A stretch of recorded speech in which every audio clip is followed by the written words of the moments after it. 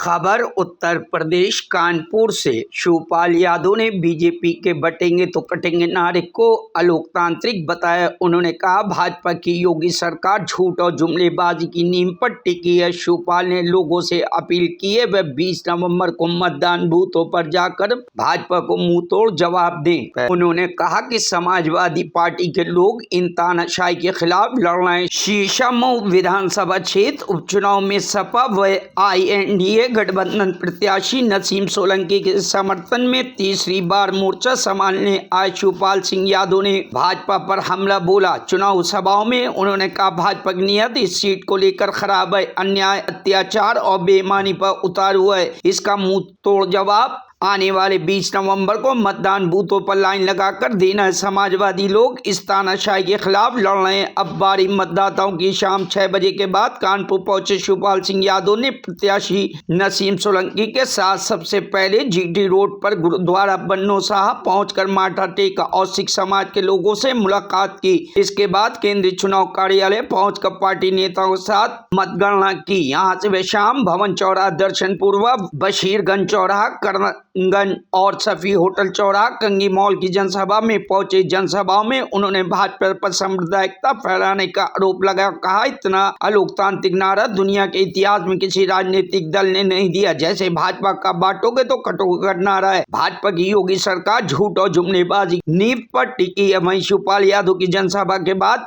Dimple Yadav road show करेंगी। Samajwadi party की सांसद डिम्पल यादव के रोड शो को समाजवादी पार्टी ने अपने तुरुप इक्के के तौर पर आजमाया है। मुख्यमंत्री योगी आदित्यनाथ ने एक दिन पहले जहां अपना रोड शो पूरा किया है, सोमवार को डिम्पल यादव उसी संगीत सिनेमा से अपने रोड शो को शुरू करने जा रही हैं। 2 घंटे के रोड शो में वह मतदाताओं को नसीम सोलंकी के पक्ष में खुलकर आने के लिए हौसला देंगी। उनका रोड शो दोपहर में 1 बजे शुरू होगा। चुनाव प्रभारी सुनील सिंह साजन ने बताया कि संगीत सिनेमा से शुरू होकर चंद्रिका देवी चौराहा, हलीम कॉलेज और रोपम चौराहा तक रोड शो का आयोजन किया जा रहा है। सपा सांसद के साथ वाहन पर सपा गठबंधन प्रत्याशी नसीम सोलंकी भी रहेंगी। भारतीय जनता पार्टी की सरकार चल रही है और ये अपने को कभी कभी डबल इंजन की सरकार बताते हैं। और ये डबल इंजन की सरकार सवेरे से शाम तक केवल झूठ बोलने का काम करती है। और हमें इतना ही आपसे कहना चाहते हैं कि जो चुनाव होने जा रहा है उत्तर प्रदेश में 9 विधानसभाओं में, एक तो पहले तो जहां से ये हमारे अवधेश प्रसाद जी MLA थे जो MP बन गए हैं, वो विधायक थे। जब ये सीट खाली हुई तो वो चुनाव टाल दिया गया। और इसलिए टाल दिया गया है कि उन्होंने 2 बार जांच कराई, सर्वे कराया, तो उसमें उनकी हार हो रही। और इस समय उत्तर प्रदेश की सभी 9 सीटों पर जो चुनाव होने जा रहा है, ये भारतीय जनता पार्टी वहां पर हार रही है। और इसलिए मैं अब तो साबित हो चुका है, ये भारतीय जनता पार्टी के बड़े बड़े पदाधिकारी, मंत्री से लेकर के यहाँ जनता के बीच नहीं जा रहे हैं। वो केवल अधिकारियों से, प्रशासनिक अधिकारियों से जाकर के केवल कहते हैं कि यहां से मुझे जिताइए। और जितने भी जनता के लोग हैं जो समाजवादी पार्टी को वोट देना चाहते हैं, केवल उनके खिलाफ रिपोर्ट लिखाइए। किसी का अगर किसी ने समाजवादी पार्टी को वोट देने के बोल दिया है, भारतीय जनता पार्टी की सरकार चल रही है। और ये अपने को कभी कभी डबल इंजन की सरकार बताते हैं। और ये डबल इंजन की सरकार सवेरे से शाम तक केवल झूठ बोलने का काम करती है। और हमें इतना ही आपसे कहना चाहते हैं कि जो चुनाव होने जा रहा है उत्तर प्रदेश में 9 विधानसभाओं में, एक तो पहले तो जहां से ये हमारे अवधेश प्रसाद जी एमएलए थे जो एमपी बन गए हैं, वो विधायक थे। जब ये सीट खाली हुई तो वो चुनाव टाल दिया गया, और इसलिए टाल दिया गया है कि उन्होंने 2 बार जांच कराई, सर्वे कराया, तो उसमें उनकी हार हो रही। और इस समय उत्तर प्रदेश की सभी 9 सीटों पर जो चुनाव होने जा रहा है, ये भारतीय जनता पार्टी वहां पर हार रही। और इसलिए मैं अब तो साबित हो चुका है, ये भारतीय जनता पार्टी के बड़े बड़े पदाधिकारी मंत्री से लेकर के यहाँ जनता के बीच नहीं जा रहे हैं। वो केवल अधिकारियों से, प्रशासनिक अधिकारियों से जाकर के केवल कहते हैं कि यहां से मुझे जिताइए। और जितने भी जनता के लोग हैं, कहना चाहते हैं, लोकतंत्र में सबको मताधिकार देने का अधिकार है। और हम ये भी बताना चाहते हैं, अगर ये समाजवादी पार्टी की 9 सीटें जीत गई और यहां से सीसा मऊ से अगर मनीष सोलंकी अगर जीत जाती है, तो क्या इनकी भारतीय जनता पार्टी की क्या सरकार हट जाएगी? सरकार नहीं हटेगी। इनको चाहिए था निष्पक्ष चुनाव कराएं, निष्पक्ष कराना चाहिए था, लेकिन ये निष्पक्ष चुनाव नहीं कराना चाहते हैं। ये प्रशासनिक अधिकारियों के बल पर यहाँ का चुनाव में बेईमानी से जीतना चाहते हैं। ये आप इनका नारा ही सुन रहे हैं, इनका रोज नारा दे रहे हैं, अगर बटेंगे तो कटेंगे। हम लोग समाजवादी पार्टी के लोग जोड़ने का काम करते हैं।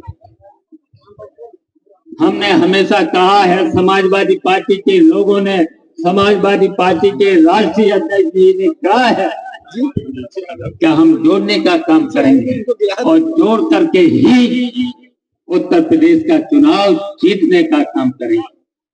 लेकिन भारतीय जनता पार्टी के लोग आप देख ही रहे हो, क्या हर वर्ग के लोगों को, अल्पसंख्यक चाहे मुसलमान भाई हो, चाहे पंजाबी लोग हों, सरदार लोग हों, क्या हो रहा है?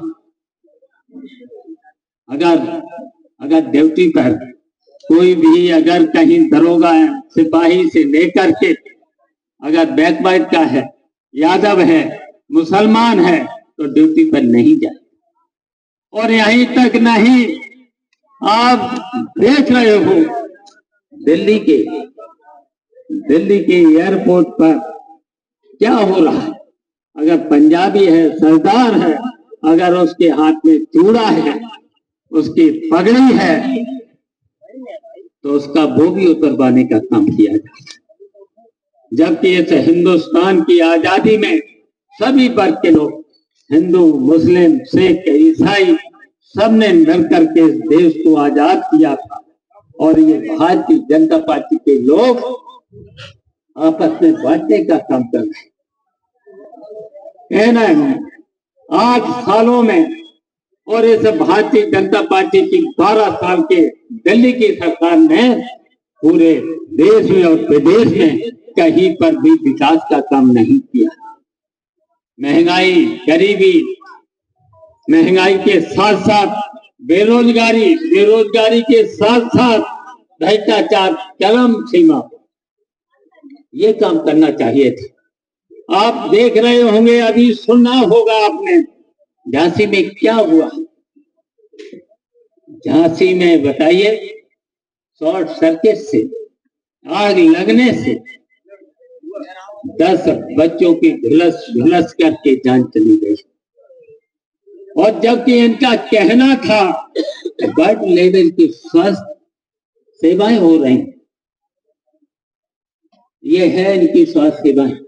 पूरे उत्तर प्रदेश का मेडिकल का हाल जो झांसी में है वो ही हुआ है। और आपने देखा था कुछ सालों पहले जैसे गोरखपुर में कितने बच्चों की जान चली गई। आज अस्पतालों में दवाएं नहीं है, मेडिकल कॉलेज में दवाएं नहीं है, और ये हाल है इस भारतीय जनता पार्टी की सरकार का हाल। तो हम कहना चाहेंगे, ये चुनाव बहुत ही महत्वपूर्ण चुनाव है। अगर आप सब लोगों ने इसे गंभीरता से ले लिया, डरे नहीं, झुके नहीं, डरना नहीं। लोकतंत्र में ये अधिकार, जनता को मताधिकार देने का अधिकार मिला है। ये बाबा साहब अम्बेडकर ने इस अधिकार को दिया था। इस अधिकार का आप लोगों को वोट डाल करके मनीष सोलंकी जी को जिताना होगा। और अगर आपने ये काम कर दिया, डरना नहीं, डरने की बात नहीं, आप अपने मताधिकार का पालन करना है। अगर करा तो निश्चित मनीष सोलंकी जीतेंगे, और जीतेंगे तो हम इस बहादुर महिला को सलाम करता हूं। इसलिए करता हूं, उस दिन हमारे सामने इसके आंसू निकल गए। मैं सर मनीष सोलंकी जी से कहना चाहते हैं, अब आंसू कभी नहीं, अब आपके आंसू हम पोंछने का काम करेंगे। इरफान सोलंकी जेल से बाहर आएंगे, और हम जानते हैं कि हमेशा हमेशा इरफान सोलंकी इस सीसा मऊ से विधायक रहेंगे। और नसीम सोलंकी जी, आप भी यहाँ से जीतेंगे, और जीतेंगे, विधायक बनेंगी, और आप भी यहाँ की जनता की सेवा बनकर के काम करने का काम करेंगी। समाजवादी पार्टी जिंदाबाद। इसलिए आपसे इतना ही कहना चाहते हैं, आपसे इतना ही कहना चाहते हैं, सब लोगों से इतना ही कहना चाहते हैं, आप डरना नहीं। और इस भारतीय जनता पार्टी के इस बेईमानी से डरना नहीं। अधिकारियों से ये कहना चाहते हैं, आप लोग निष्पक्ष चुनाव कराइए, और नसीम सोलंकी को बेईमानी नहीं होनी चाहिए। अगर बेईमानी करोगे तो मैंने तो कह दिया, आप सब लोग इनके नाम जरूर लिख लेना, क्योंकि जो संविधान। कानपुर से कमर आलम की रिपोर्ट, न्यूज़ हब भारत।